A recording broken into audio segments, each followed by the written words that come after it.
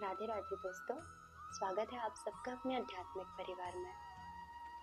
मुझे काफ़ी समय हो गया, मैंने लॉन्ग वीडियो नहीं बनाई है, तो मैंने सोचा आज काफ़ी चर्चित और इम्पोर्टेंट टॉपिक पर वीडियो बनाई जाए। वो है डिप्रेशन। डिप्रेशन का नाम सुन के ही कैसा लगता है ना कि कितनी बड़ी चीज़ है ये, बट अफसोस इस बात का है कि लोग इसे समझते ही नहीं और बहुत छोटा मानते हैं।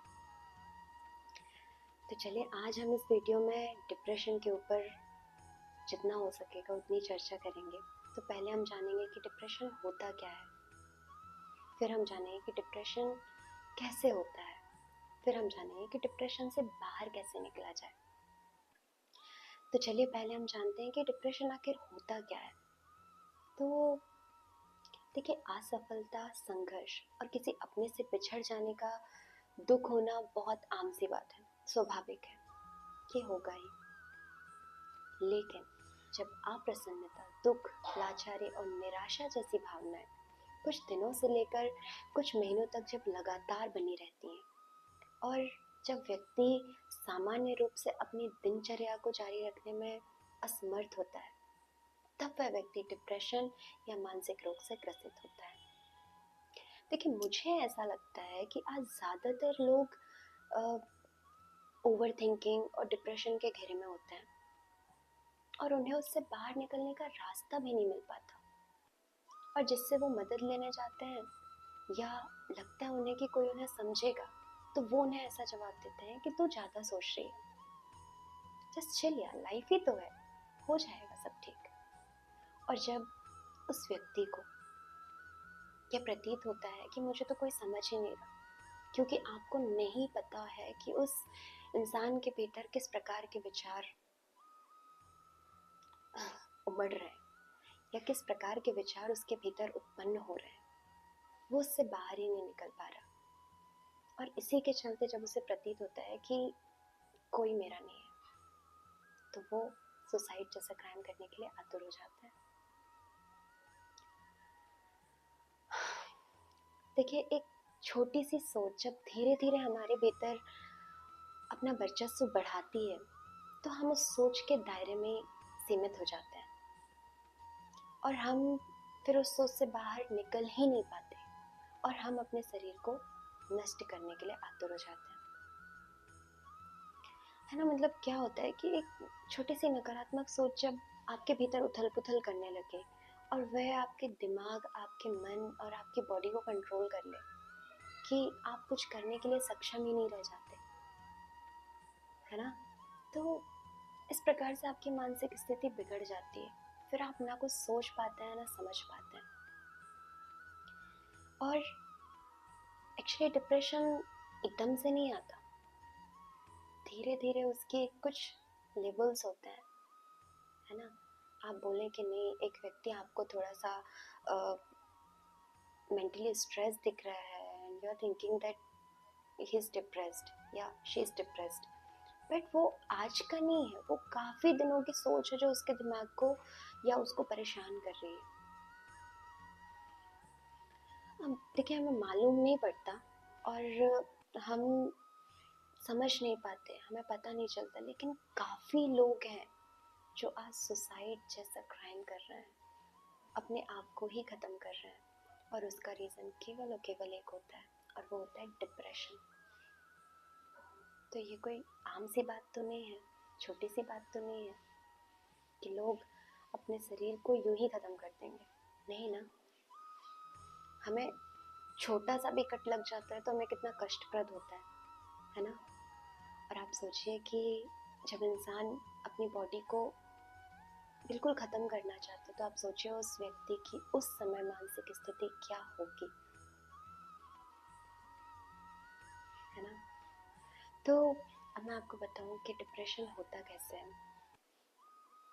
देखिए, आजकल जो छोटे छोटे बच्चे होते हैं ना, जो टीनेज होते हैं, या मैं कहूँ 25-26 साल तक भी लोग नहीं समझ पाते इस चीज़ को, क्योंकि इतना मैच्योर नहीं हो पाते या इतना मेंटली स्ट्रॉन्ग नहीं हो पाते। तो देखिए, एक अनुचित विचार, अनुचित संगत और अनुचित क्रिया आपके जीवन को बर्बाद कर सकती है, क्योंकि शुरुआती तौर में ये गलत विचार, गलत संगत और गलत क्रिया आपको मज़ेदार लगती है, लेकिन आपको नहीं पता होता कि अंततः इसका जो परिणाम होगा वो बहुत भयावह होगा। और उसी ओर जब एक अच्छा विचार आपके जीवन में आता है, एक अच्छी संगत और एक अच्छी क्रिया आप अपने जीवन में उतारते हैं, तो आपका जीवन सुखमय हो जाता है, बहुत प्यारा हो जाता है। आप टेंशन फ्री रहते हो, आप सही रास्ता चुन पाते हो और आपके जीवन में ये डिप्रेशन जैसी चीज़ें नहीं आ पाती। अब मैं आध्यात्मिक दृष्टि से उनको बता दूं जो सुसाइड करने के बारे में सोचते हैं, या सुसाइड उनके माइंड में घूमती रहती है कि मुझे नहीं जीना, मुझे अपने जीवन को ख़त्म करना है। तो मैं उनको बता दूं कि आपको ऐसा लगता है कि आप सुसाइड करके या अपने आप को ख़त्म करके आप अपने जीवन की समस्याओं से मुक्ति पा लेंगे।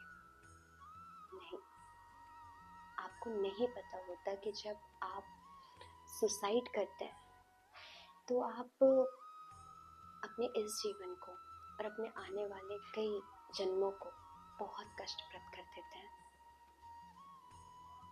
क्योंकि भगवान ने आपको ये जन्म जितने वर्षों के लिए या जितने समय के लिए दिया है, आप उस समय से पहले स्वयं के शरीर को नष्ट करते हैं, तो आपको जो बचा हुआ समय है उतने समय तक आपके पास शरीर तो होगा नहीं, लेकिन आपको भटकना पड़ेगा। और आपके आगे आने वाले जन्म भी, क्योंकि आप मुक्ति तो पा नहीं पाएंगे। Suicide is the biggest crime. किसी दूसरे के शरीर को कष्ट देना या स्वयं के शरीर को कष्ट देना, दोनों ही पाप है, महापाप है ना? क्योंकि ये आपका नहीं, ईश्वर का दिया हुआ तोहफा है आपके लिए। भगवान ने कितना प्यारा इंस्ट्रूमेंट बनाया है, हम एक इंस्ट्रूमेंट है। कितना प्यारा शरीर दिया है भगवान ने हमें कि हम देख सकते हैं, सुन सकते हैं, बोल सकते हैं, जो चाहे वो कर सकते हैं, लेकिन उसके बावजूद भी हम गलत ही सोचते हैं, गलत ही संगति करते हैं, गलत ही विचार लाते हैं, गलत ही क्रियाएं करते हैं और अपना जीवन बर्बाद कर लेते हैं। देखिए, मैं आपको बता दूं कि हमारा जीवन जो है ना, वो सुख और दुख की यात्रा है ना? लेकिन हमें विशेष ध्यान रखना होता है इस चीज़ का कि जब आपका जीवन सुखमय हो तो आपके जीवन में अहंकार ना आने पाए, और जब आपका जीवन दुखमय हो तो आपके जीवन में निराशा ना आने पाए। समझे? क्योंकि आप परमात्मा का अंश है। परमात्मा ने इस ब्रह्मांड को रचा है, परमात्मा ने आपको रचा है। आप परमात्मा ने इस सृष्टि को रचा है, प्रकृति को रचा है। भगवान ने कितनी खूबसूरत और प्यारी चीजें बनाई है, पेड़ पौधे, नदियाँ, आकाश, वायु, लेकिन हम इन सब की अनुभूति नहीं करना चाहते। हम उस विचार या उस बातों को, उन बातों को महत्वता देते हैं जिनका इस संसार की सत्यता से कुछ लेना देना ही नहीं है। देखिए, जीवन में उतार चढ़ाव आना स्वाभाविक है, क्योंकि ऐसा एक भी व्यक्ति नहीं है संसार में जिसके जीवन में समस्याएं ना हो। ये आप पर निर्भर करता है कि आप उस समस्या का समाधान निकालना चाहते हैं या फिर उस समस्या को बढ़ावा देकर अपने जीवन को नकारात्मक सोच के साथ बर्बाद करना चाहते हैं। देखिए, अंत में मैं आपसे यही कहूँगी कि आपके कर्मों के अनुसार आपके जीवन में सुख और दुख आते हैं। आपके पुण्य कर्मों का फल होता है सुख और आपके पाप कर्मों का फल होता है दुख। लेकिन पाप, पुण्य, सुख, दुख से भी भरे होते हैं परमात्मा, अध्यात्म, भगवान, ईश्वर, ऊर्जा और ऐसी शक्ति जिसके द्वारा इस संसार का संचालन हो रहा है। और वही शक्ति हमारे इस पंचभूत के शरीर के भीतर है, जो परमात्मा का अंश है, आत्मा, जो अजर है, अमर है, बहुत शक्तिशाली है।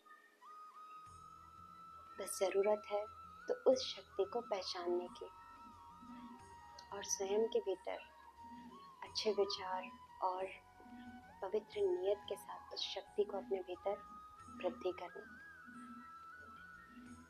देखिए, सही और गलत हमें भली भांति पता होता है, लेकिन जब तक आप परमात्मा को भगवान के प्रति, मतलब परमात्मा के प्रति, भगवान के प्रति आपका दृढ़ विश्वास नहीं होगा, आस्था नहीं होगी, तब तक माया आपको गलत रास्ते दिखाती रहेगी और आपका जीवन नर्क बनता रहेगा।